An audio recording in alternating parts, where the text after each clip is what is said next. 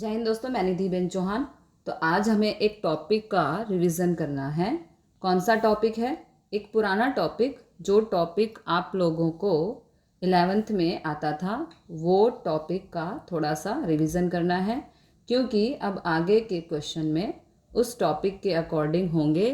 और वो टॉपिक है परम्यूटेशन एंड कॉम्बिनेशन। ओके, आप लोगों को याद हो तो 11th में आपका एक चैप्टर आता था परम्यूटेशन एंड कॉम्बिनेशन के बारे में, और उनका वो टॉपिक अभी यहाँ पर इंक्लूड होगा, permutation and combination.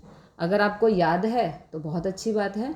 Last year ये 11th में था, तो थोड़ा सा जल्दी से एक रिवीजन हम कर लेते हैं। परम्यूटेशन का मतलब क्या? परम्यूटेशन का मतलब होता है अरेंजमेंट। ठीक है, परम्यूटेशन का मतलब कहते हैं कि जब कोई पर्सन या कोई भी थिंग की अरेंजमेंट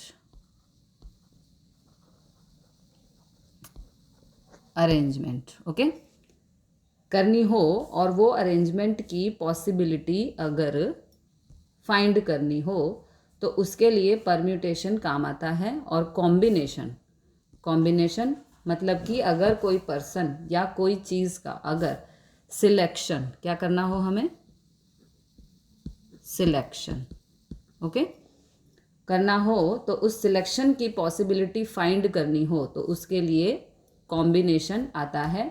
एक बेसिक सा एग्जांपल कि जैसे अगर 3 लोग हैं, कौन से लोग हैं? 3 लोग हैं, ए, बी और सी। ओके, और उन 3 लोगों को एक बेंच पर बिठाना है, तो उसमें अरेंजमेंट की कितनी पॉसिबिलिटी आ सकती है, कितनी तरह से वो लोग बेंच पर बैठ सकते हैं।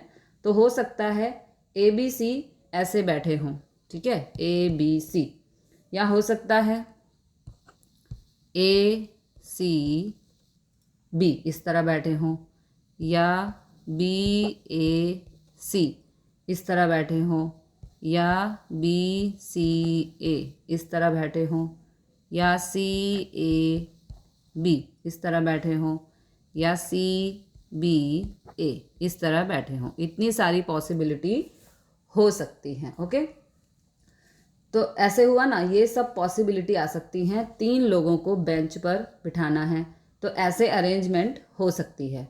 ये तो 3 लोग थे, तो मैंने डायरेक्टली ऐसे बताया।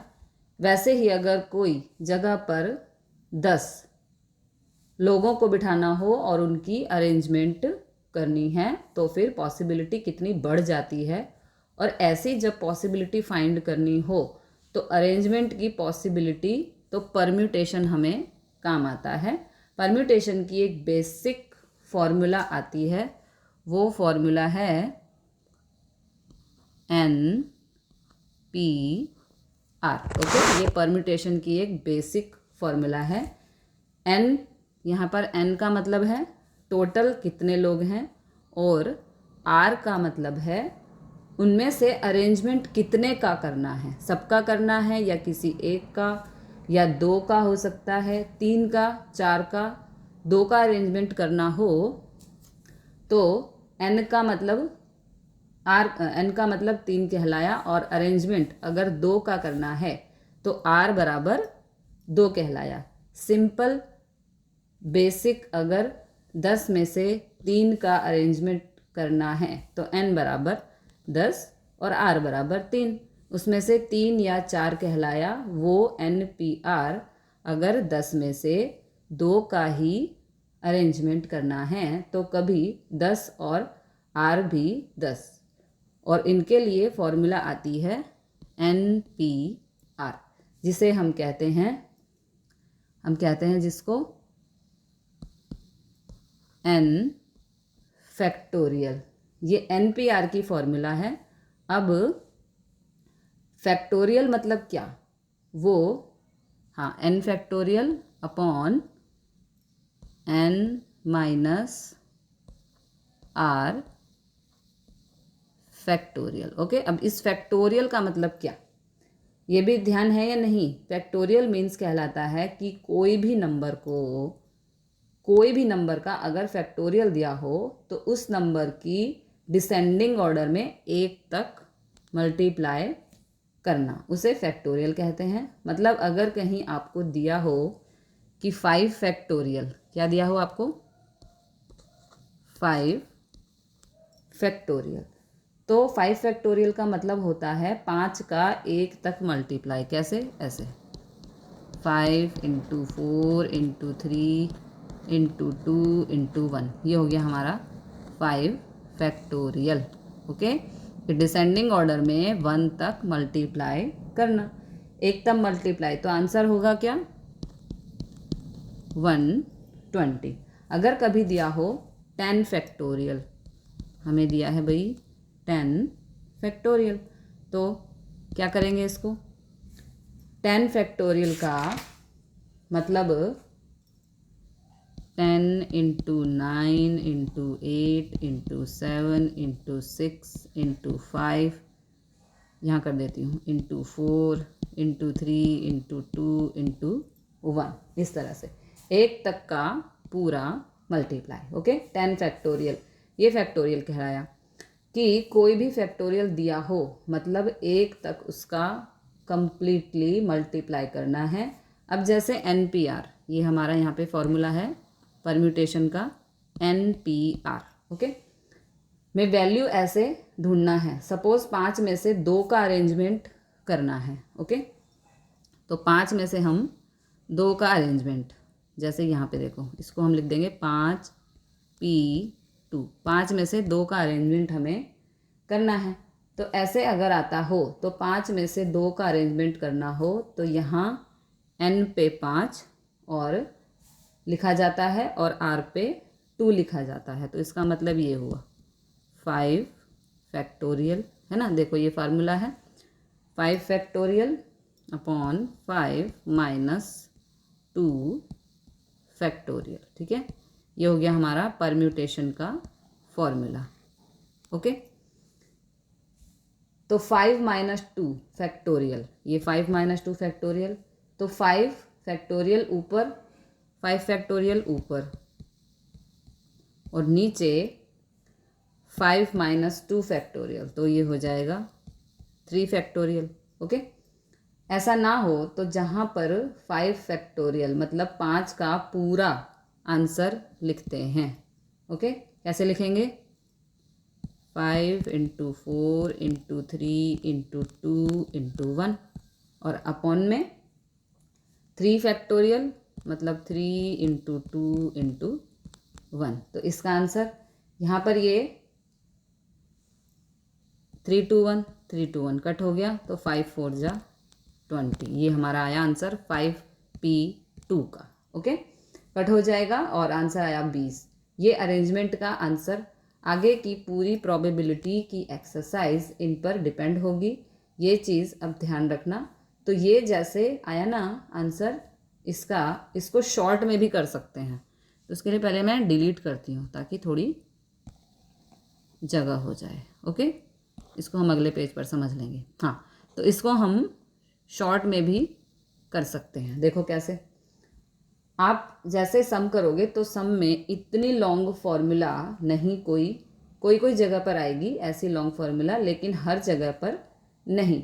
डायरेक्टली करना हो तो इनकी शॉर्ट फार्मूला भी ध्यान होनी चाहिए कि जैसे परम्यूटेशन अगर शॉर्ट में करना हो तो यहाँ पर शॉर्ट में भी देख लेते हैं। जैसे यही क्या 5P2।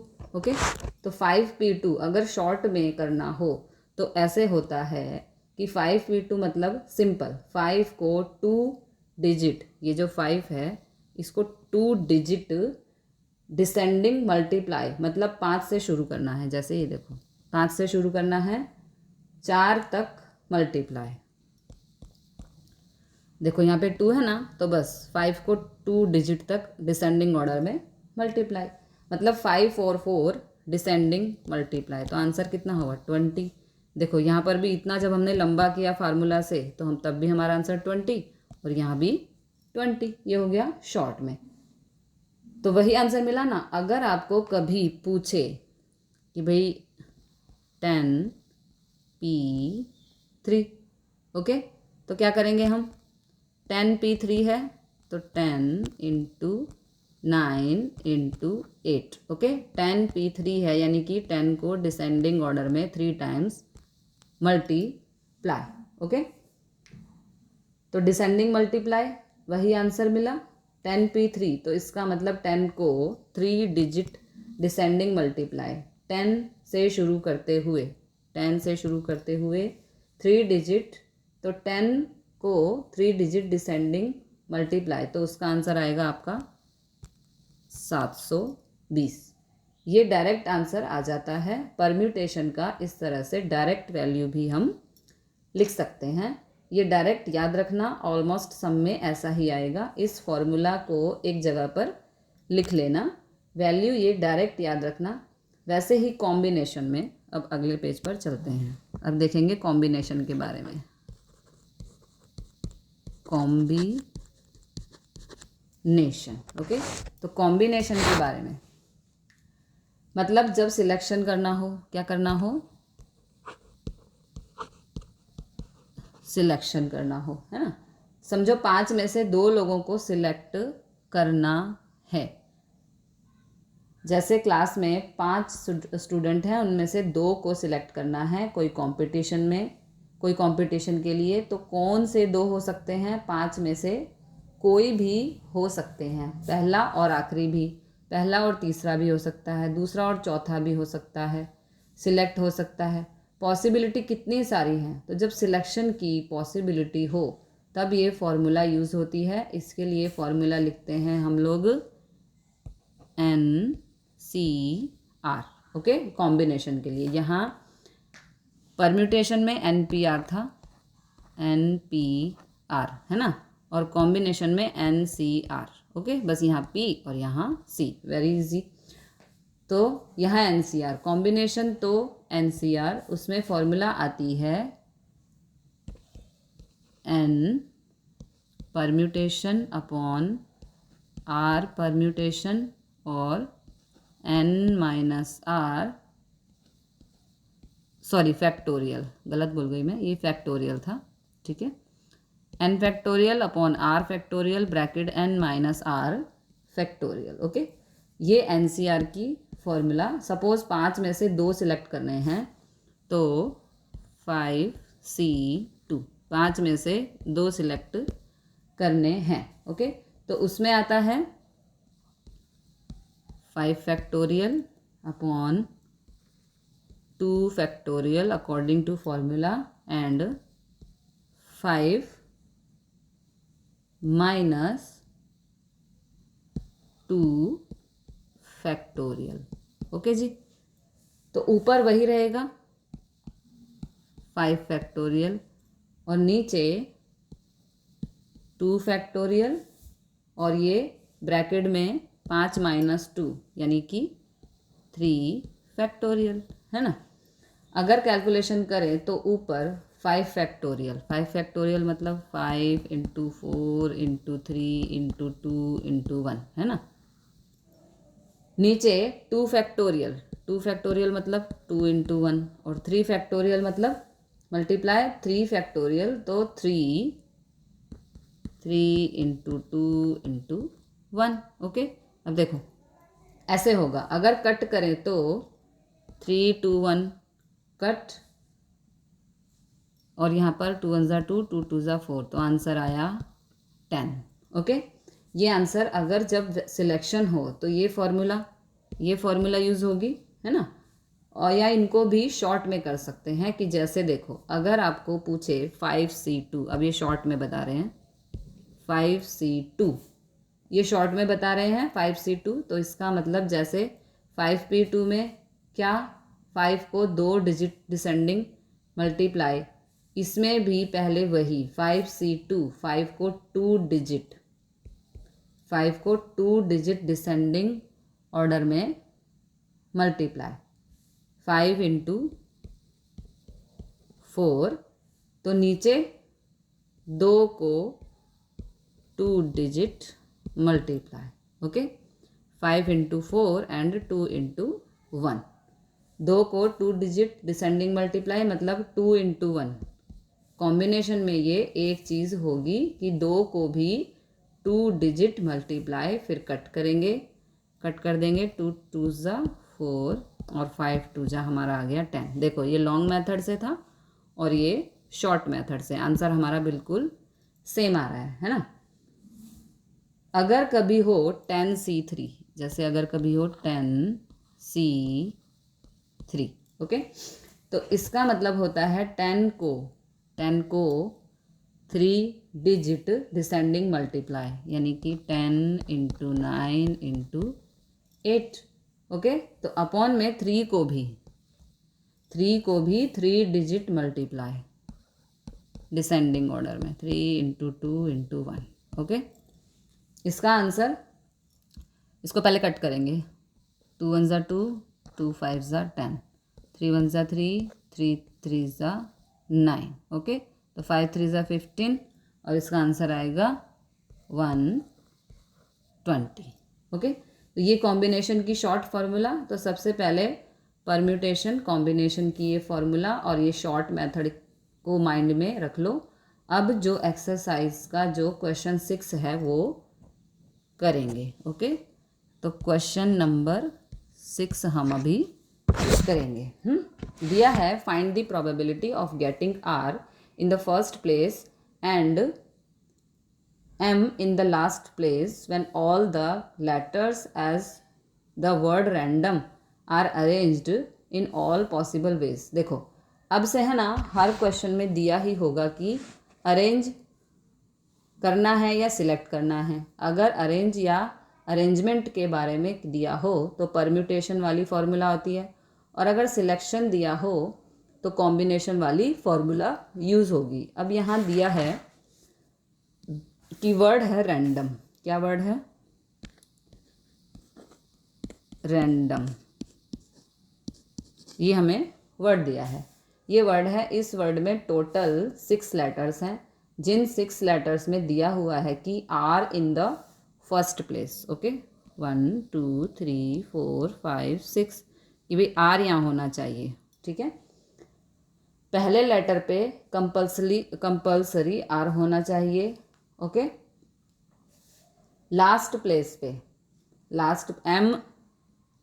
लास्ट प्लेस पे एम होना चाहिए, ओके। ये कंपल्सरी एम होना चाहिए, और बाकी के लेटर कहीं पे भी, जो बाकी के लेटर हैं हमारे, ये कहीं पर भी अरेंज कर सकते हैं। हम लोग बाकी के लेटर कहीं पे भी अरेंज कर सकते हैं। तो हम लोग तो उन अरेंजमेंट की प्रोबेबिलिटी हमें ढूंढनी है।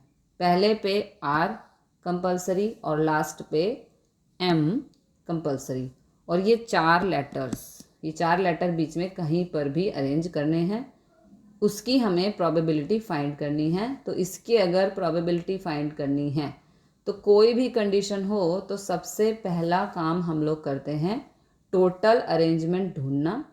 प्रोबेबिलिटी है, प्रोबेबिलिटी की बेसिक फॉर्मूला तो वही होती है, क्या होती है? m/n, okay. जिसके अंदर बेसिकली सबसे पहले टोटल आउटकम्स हमारे पास होने चाहिए, और यहाँ पर अगर कहो तो टोटल अरेंजमेंट कैसे ढूंढते हैं? तो इसके ये 6 लेटर्स हैं, 1 2 3 4 5 6, ओके। रैंडम में 6 लेटर्स हैं, तो 6 को ही अरेंज कर सकते हैं ना हम लोग। तो टोटल अरेंजमेंट कहलाई सबसे पहली चीज़ लिखी जाएगी, total arrangement of word random. तो n बराबर 6, total arrangement of word random. तो सबसे पहले यहाँ लिखेंगे total arrangement of word random बराबर, इसको लिखेंगे हम n, ओके। तो n बराबर कितना है हमारे पास? 6, यानी कि टोटल 6 लेटर्स हैं, उन 6 के 6 की अरेंजमेंट मतलब 6p6, ओके। और 6p6 का आंसर ढूंढें तो इसका डायरेक्ट आंसर लिख सकते हैं। कैसे लिखेंगे, देखो ऐसे 6 × 5 × 4 × 3 × 2 × 1। ओके, तो आंसर इसका आएगा 720। और इसके बाद हमें पॉसिबल आउटकम ढूंढने हैं। तो देखो प्रोबेबिलिटी में दो चीज़ें चाहिए होती हैं, m/n, आपको इसको याद कर लेना है, m/n। n मतलब टोटल अरेंजमेंट या टोटल आउटकम्स, वो मिल गए। m मतलब पॉसिबल आउटकम्स या पॉसिबल अरेंजमेंट, और इसमें पॉसिबल अरेंजमेंट ढूंढनी हो तो आपको जो कंडीशन दी गई है उन कंडीशन के सिंगल अरेंजमेंट ढूंढते हैं। जैसे यहाँ पहली कंडीशन है आर जो है वो फर्स्ट प्लेस पर ही होना चाहिए, तो उसकी अरेंजमेंट बताओ। मतलब यहाँ पर लिखेंगे arrangement of are,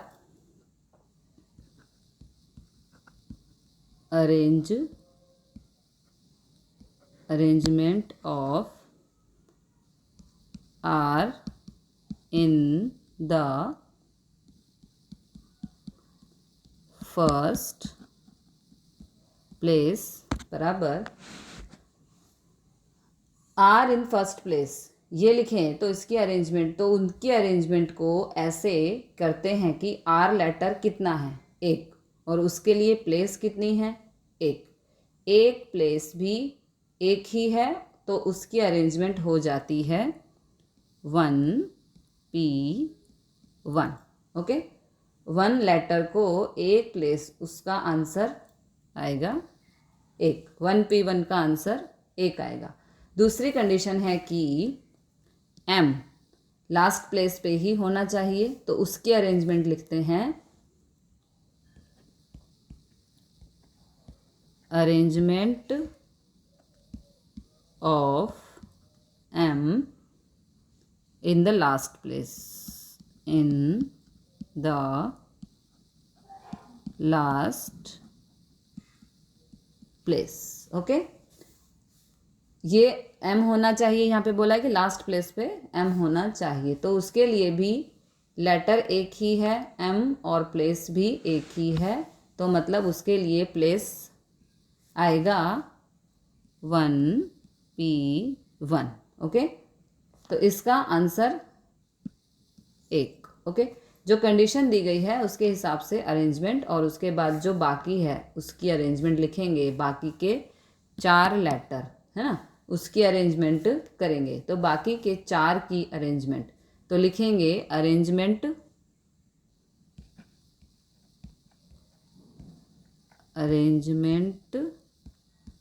of remaining letters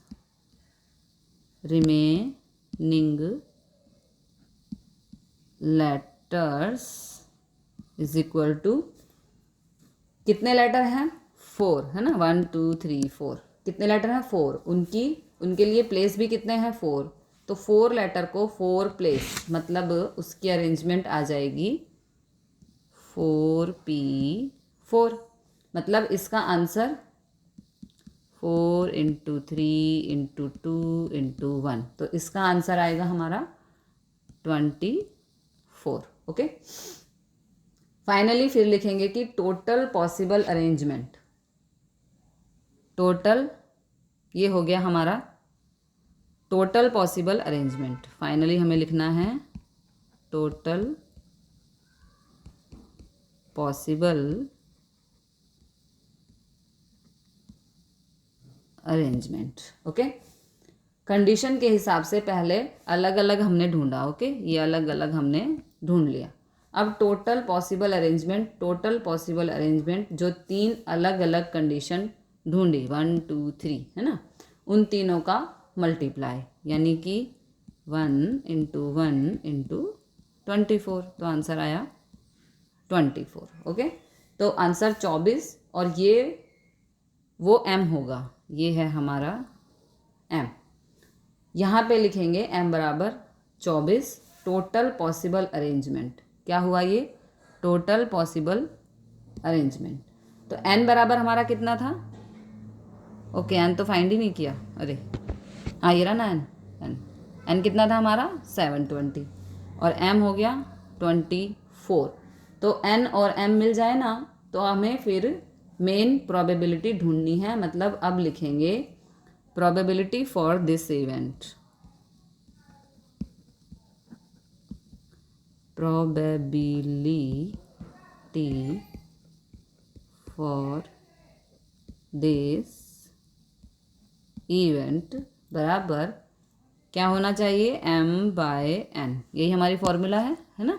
तो m कितना है हमारा, m है 24 और n है 720। कट करेंगे तो हमारा आंसर आएगा 1/30। ओके, ये हो गया हमारा क्वेश्चन नंबर 6 कंप्लीट। अब हम चलेंगे क्वेश्चन नंबर 7 करने। ओके, तो यहाँ दिया है find the probability of getting vowels in the first and, oh sorry अभी तो बीच में रह गया ना,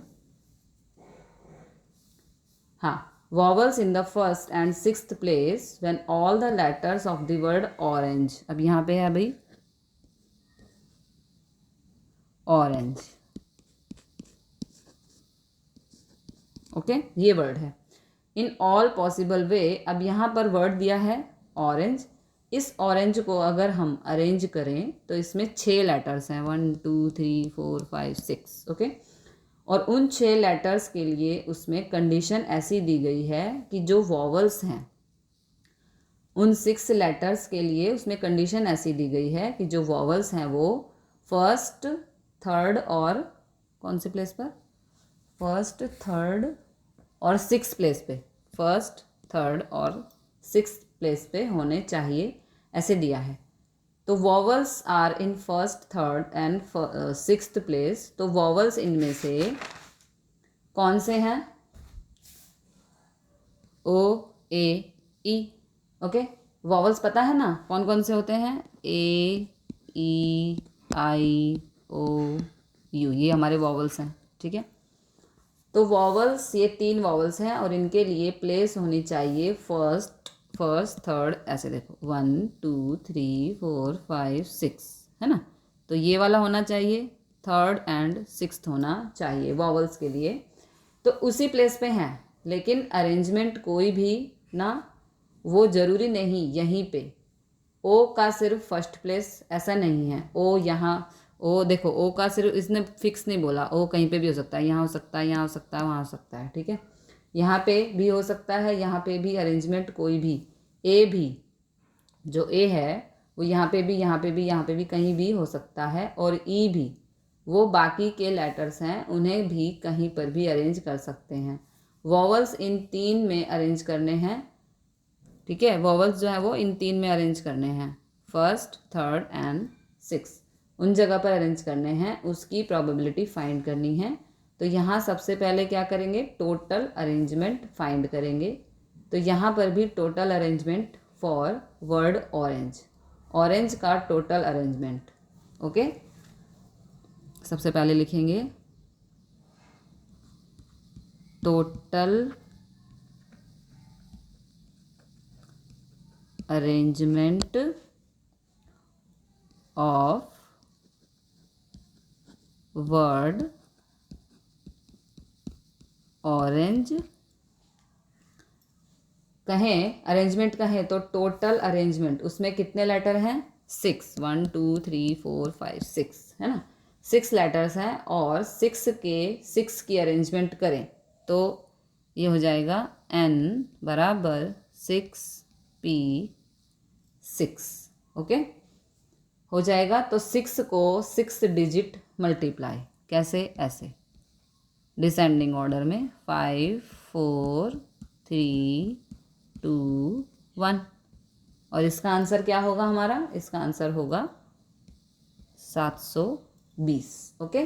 तो 720 और उसके साथ कंडीशन वाइज जो है हम लोग अरेंजमेंट करेंगे तो पॉसिबल अरेंजमेंट हमें मिले n, ओके। अब m मिले तो कंडीशन वाइज में पहली कंडीशन है कि वॉवल्स इन 3 जगह पर, फर्स्ट थर्ड एंड 6 पर होनी चाहिए। और वॉवल्स कितने हैं, 3 हैं, 3 वॉवल्स और 3 प्लेस। तो उसके लिए लिखेंगे arrangement of 3 vowels. Arrangement of 3 vowels in first, third and sixth place. Okay, 3 vowels हैं और 3 प्लेस हैं, तो अरेंजमेंट कैसे होगा? 3P3। ओके, 3 वॉवल्स और 3 प्लेस, तो 3P3 और 3P3 का आंसर क्या आता है? 3, 2, 1 यानी कि 6। ओके, ये अरेंजमेंट हो गया। उसके बाद इन्होंने पूछा हुआ है कि बाकी के 3 लेटर्स बाकी की जगह पर अरेंज करें। ठीक है, कौन सा बचा? RNG, और इसके लिए प्लेस भी 1, 2, 3 है ना। तो बाकी के कितने लेटर्स हैं? 3, और बाकी के प्लेस भी कितने हैं? 3। तो 3 लेटर्स 3 प्लेस, तो उनकी अरेंजमेंट हम लोग करते हैं, arrangement of remaining letters.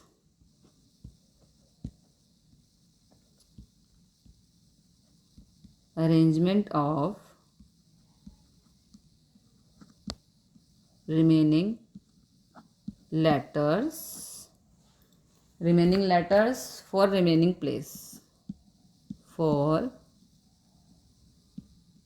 remaining place। Okay, कि बाकी की जगह पर अरेंजमेंट करें, तो 3 लेटर्स हैं और 3 प्लेस हैं, तो ये हो जाएगा 3P3। तो इसका आंसर आएगा 6। अभी हमने किया ना, डायरेक्ट लिख देती हूँ। ओके, अब ये दोनों मिल गए, तो टोटल पॉसिबल अरेंजमेंट ढूंढेंगे। टोटल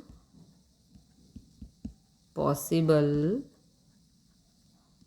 अरेंजमेंट, ठीक है, ढूंढेंगे। मतलब अब यहाँ पर लिख दें टोटल पॉसिबल अरेंजमेंट। ये एक एक अरेंजमेंट हो गई। अब ये हमने एक एक फाइंड किया ना, देखो 1 1 जो हमें दी थी कंडीशन। टोटल पॉसिबल अरेंजमेंट ढूंढें। टोटल पॉसिबल अरेंजमेंट में जो जो ये अलग अलग ढूंढी है उनका करते हैं मल्टीप्लाई। ओके, यानी कि 6 × 6 = 36। मतलब m, ये हो गया हमारा m। अब n और m हमें मिल गए, है ना। अब खाली प्रोबेबिलिटी फाइंड करेंगे। Probability for this event, probability for this event, तो ये क्या हो जाएगा? m/n। ओके, m पे 36 और n पे 720।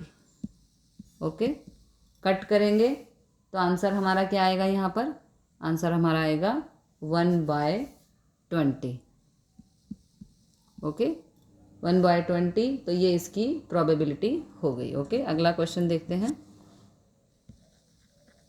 Question number 8। तो क्वेश्चन नंबर 8 दिया है 5 members of a family, husband, wife and 3 children are randomly arranged in a row for a family photograph. Find the probability that the husband and wife are seated next to each other.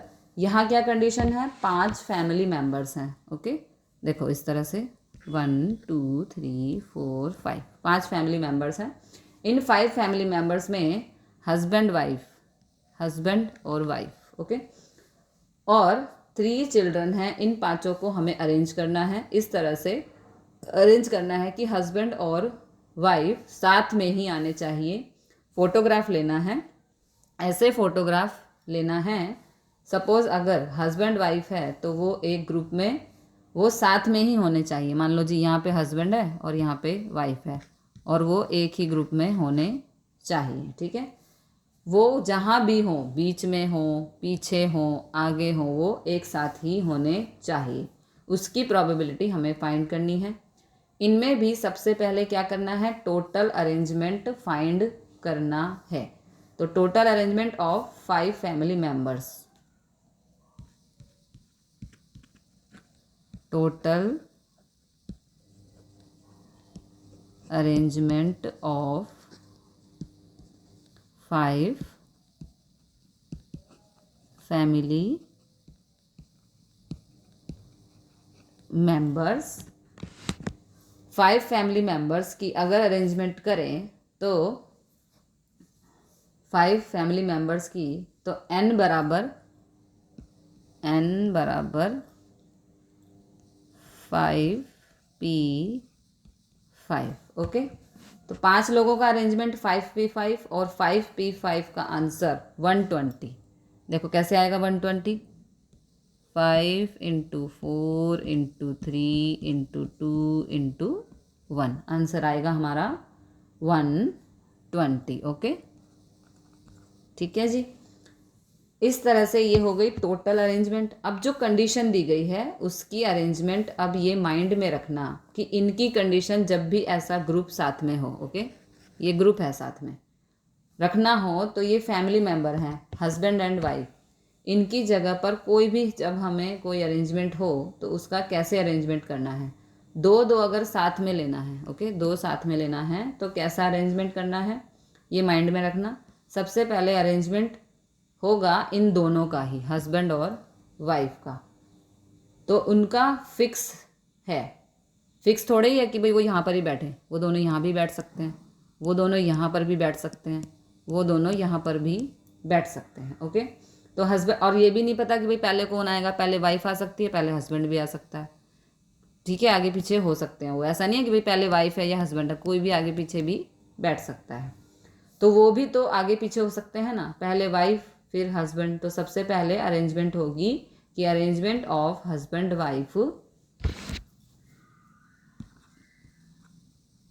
Arrangement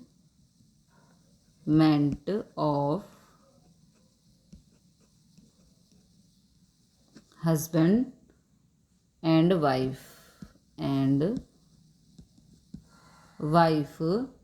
together, arrangement of husband and wife together. सबसे पहले उनकी arrangement, तो उनकी arrangement यहाँ पर होगी 2p2,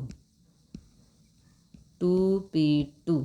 okay, 2 लोगों की अरेंजमेंट और 2 ही प्लेस, 2 लोगों की अरेंजमेंट और 2 ही प्लेस पर अरेंजमेंट, तो उन दोनों की अरेंजमेंट कितनी, 2 ही होगी। कैसे, यह आंसर आएगा 2, कैसे, 2 इंटू 1। ओके, और दूसरी अरेंजमेंट करेंगे, arrangement of husband and wife together with 3 children. Okay, दूसरी arrangement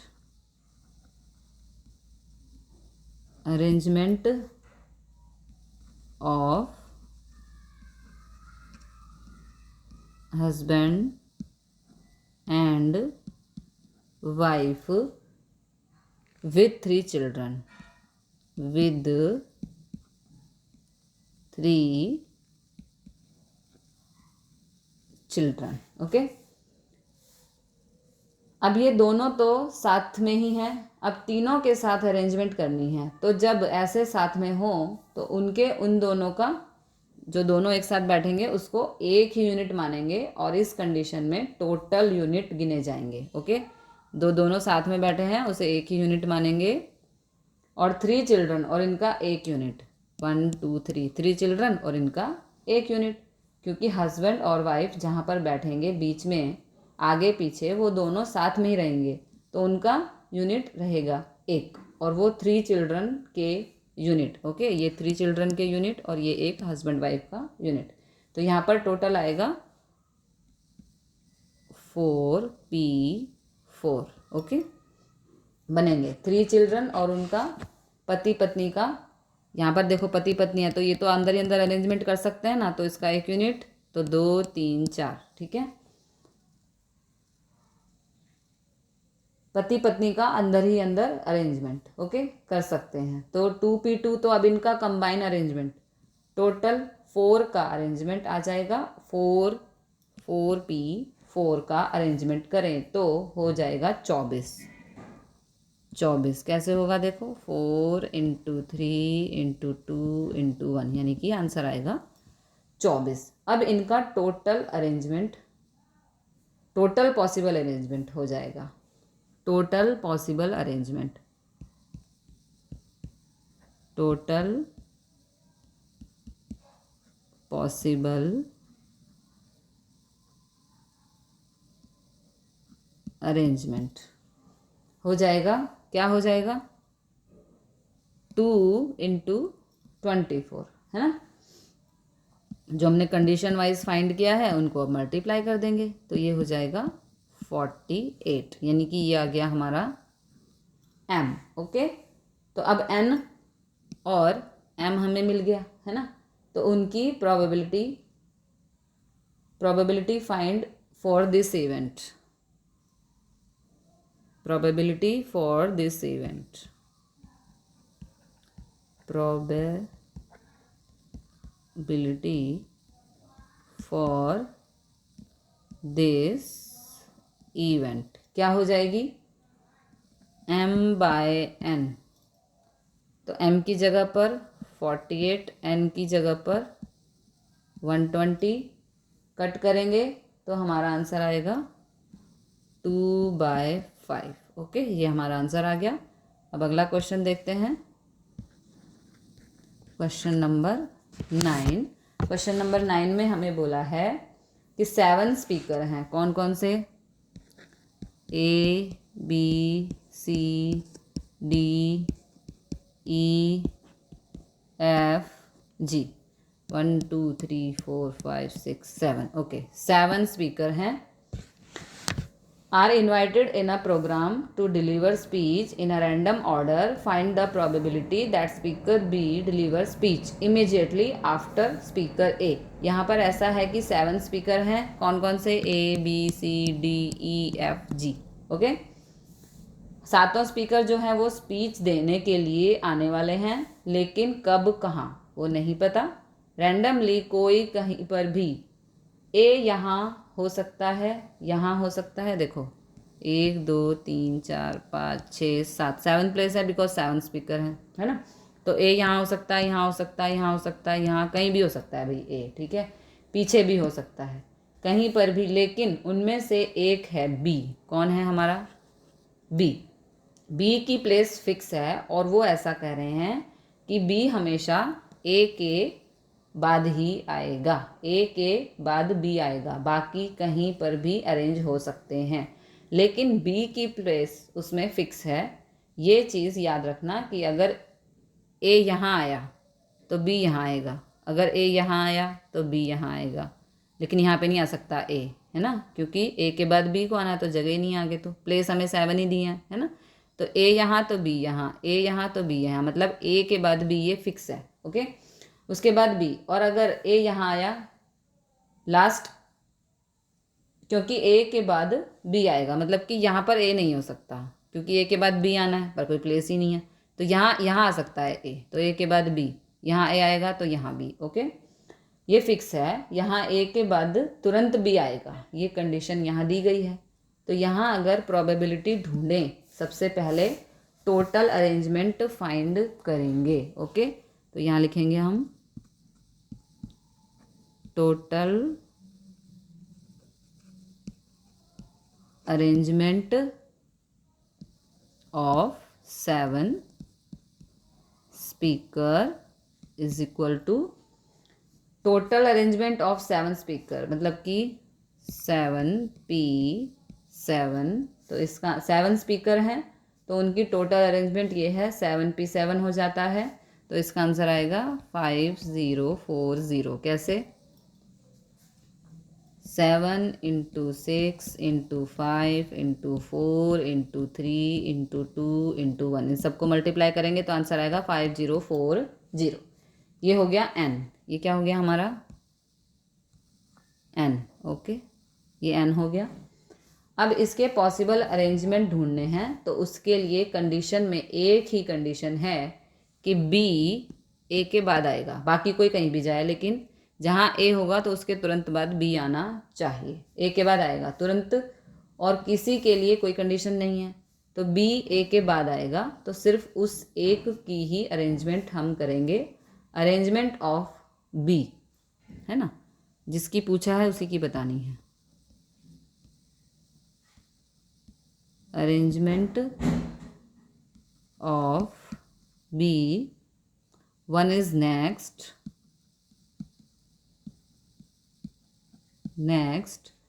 after A. Okay, arrangement of B who is, sorry यहाँ पे हु आएगा, who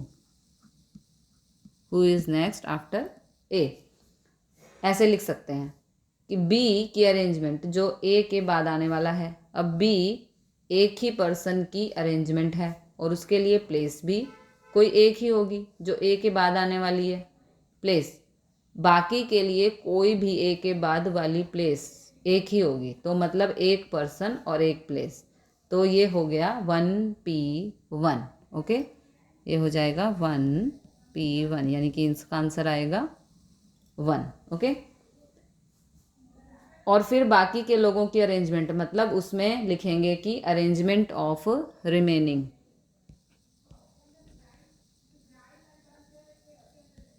arrangement of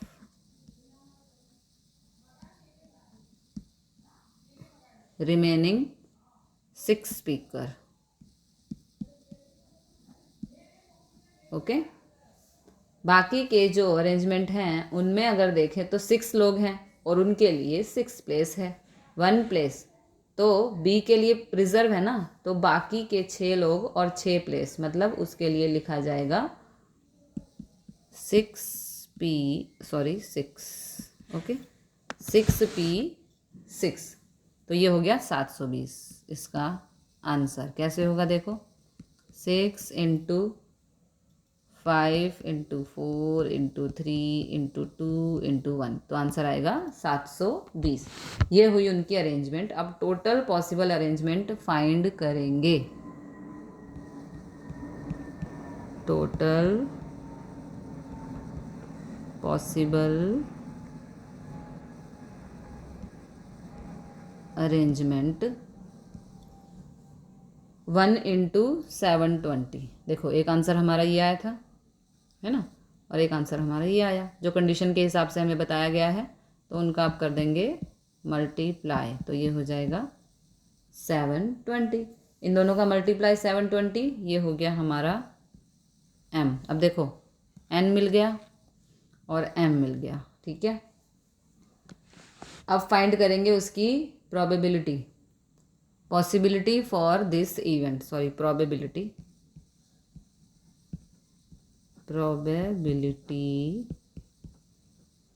for this event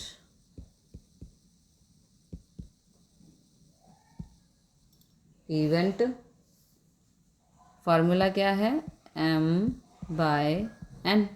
okay, तो m पे